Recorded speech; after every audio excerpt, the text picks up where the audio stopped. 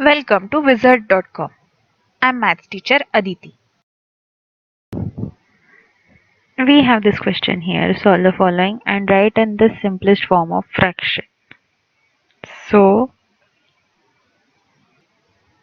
we write this expression as 2 by 2 whole to the power 2 plus 2 by 4 whole to the power 2, which is equal to, in 2 by 4, 2 by 2 we can just cancel out both 2's, so we have 1.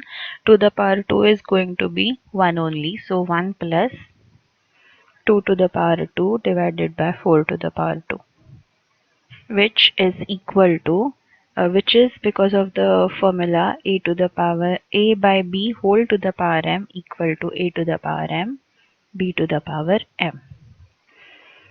So this will be equal to 4 to the power 2 plus 2 to the power 2 divided by 4 to the power 2, which is equal to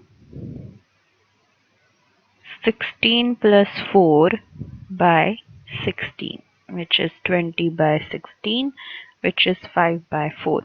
So the simplest form of fraction for this given expression is 5 by 4. This is the answer.